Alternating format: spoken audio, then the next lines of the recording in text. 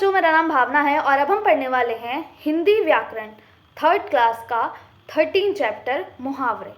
क्या होते हैं मुहावरे? तो सबसे पहले आप चित्र देखकर बताएं कि ये बच्चा क्या कर रहा है। इसमें एक लड़का अंगूठा दिखा रहा है। वास्तव में अंगूठा दिखाना एक मुहावरा होता है। आइए अब मैं आपको बताती हूँ मुहावरा कैसे बनता है।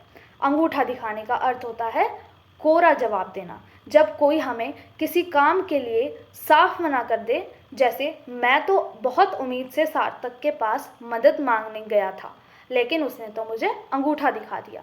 तो इसमें हमारा अंगूठा दिखाना यानी कि कोरा जवाब देने का मतलब है।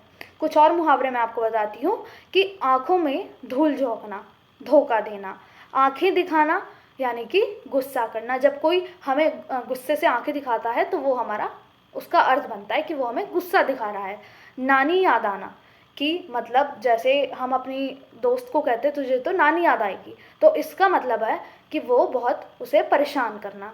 ईद का चांद होना, जो हमें बहुत दिनों बाद मिलता है। जैसे हम अपने किसी दोस्त से बहुत दिनों बाद मिलते हैं तो हम उससे बोलते हैं ईद का चांद हो गए हो, तो उसका मतलब है कि आप हमें बहुत दिनों बाद दिखे हैं।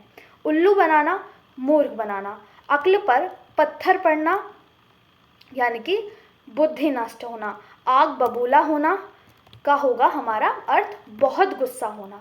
तो ऐसे ही बहुत सारे शब्द आपको पुस्तक में दिए गए हैं। राई का पहाड़ बनाना, बात को बढ़ा चढ़ा कर कहना।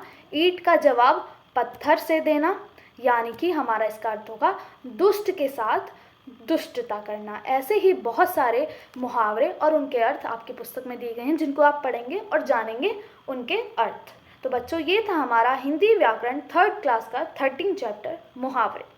Thank you.